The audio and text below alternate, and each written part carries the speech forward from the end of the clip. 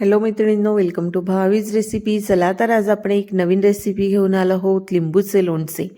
तुम्ही बघू शकता लिंबूचे लोणचे हे किती मस्त झालेले दिसते तर, आणि खायला सुद्धा ते तितकेच टेस्टी लागणार आहे. तर आता आपण ती बनवण्याची पद्धत बघूया. आणि लिंबूचे लोणचे हे वर्षभर कसे टिकेल यासाठी मी तुम्हाला काही खास टिप्स देणार आहे. तर चला आता आपण बनवायला घेऊया लिंबूचे लोणचे. तर यासाठी मी घेतलेले आहे 1 किलो लिंबू. लिंबूचे लोणचे बनवण्यासाठी पिवळ्या कलरचे लिंबू वापरायचेत. हिरव्या कलरच्या लिंबूंचं लोणचं करायचं नाही, पिवळ्या कलरच्या लिंबूचंच लोणचं करायचं. आणि जे मीडियम साईजचे लिंबू असतात ते वापरायचेत. जे मोठ्या साईजचे लिंबू असतात त्याची जी साल असते ती जाड असते, त्यामुळे हे मीडियम साईजचे आपण लिंबू वापरणार आहोत. अगदी पिवळे झालेले लिंबू आपल्याला वापरायचे आहेत. तर आता या लिंबूंना आपण स्वच्छ धुवून याची एक शिटी आपण कुकरमध्ये करून घेणार आहोत. तर अशा प्रकारे आपण हे कुकरमध्ये लिंबू टाकलेले आहेत. तर आता आपण यात पाणी टाकूयात आणि याची एक शिटी काढून घेऊयात.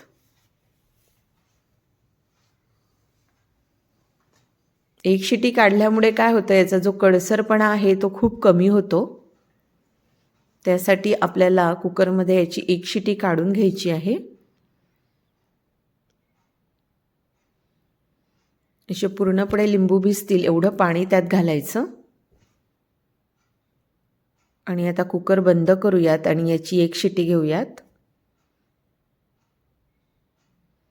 कुकर थंड झाल्याच्या नंतर आपण बघूयात की छानपैकी एक शिटी याची झालेली आहे. आता हे कुकर थंड झाल्याच्या नंतर आपण हे जे लिंबू आणि लिंबूवरचं जे पाणी आहे हे एका पातेल्यामध्ये काढून घेणार आहोत.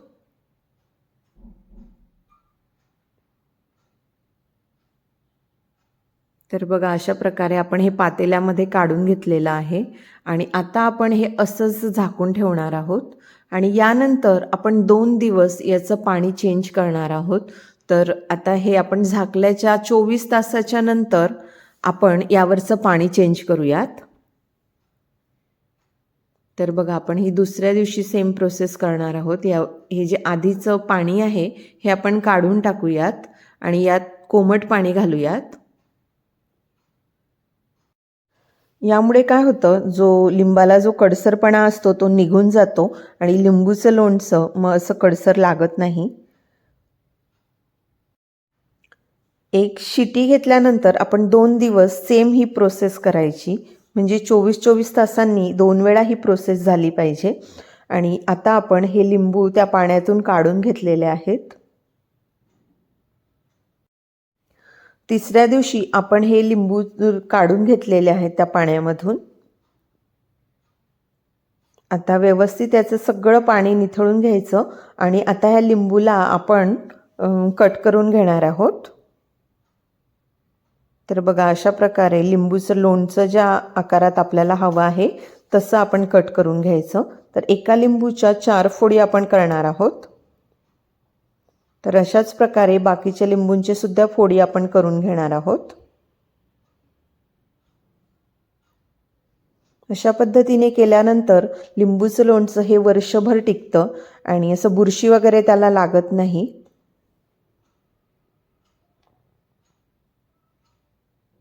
तर बघा, आपले हे लिंबू कट करून झालेले आहेत. तर आपण आता याला 1 किलो लिंबू वापरले होते, तर 1 किलोला आपण 1 किलोच गूळ वापरणार आहोत.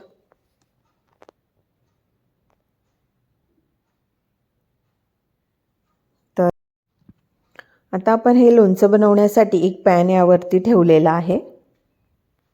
आणि आता आपण यामध्ये हे ज्या लिंबूच्या आपण फोडी केलेल्या आहेत ते घालूयात.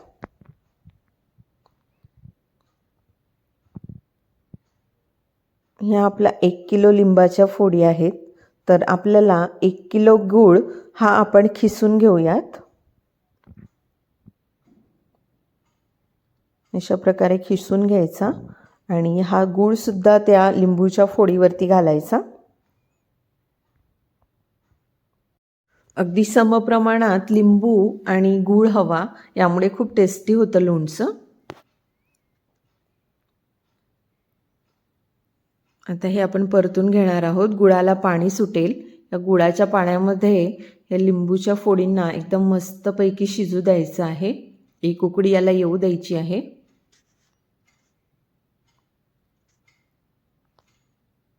एक 4 ते 5 मिनिटांनी या गुळाचं पाणी होतं.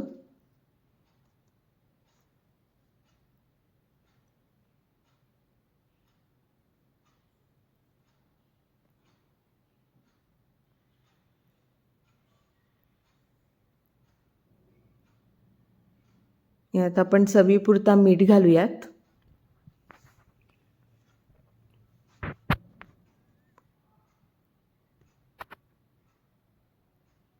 हे सगळं आपल्याला व्यवस्थित मिक्स करून घ्यायचं आहे.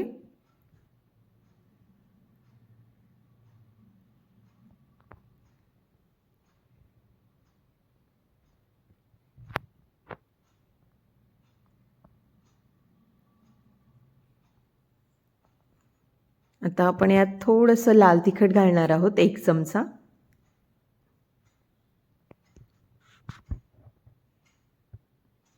एक किलो लिंबांच्या फोडीसाठी 1 चमचा तिखट सफिशियंट असतं. हे आपण आता सगळं मिक्स करून घेऊयात.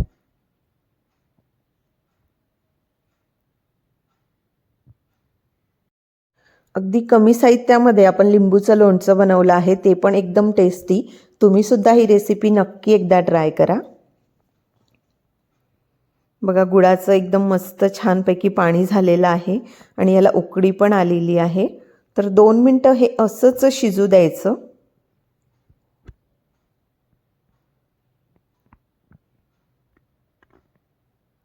आणि छानपैकी ही एक उकळी आल्याच्या नंतर आपलं हे जे लोणचं आहे हे तयार असणार आहे.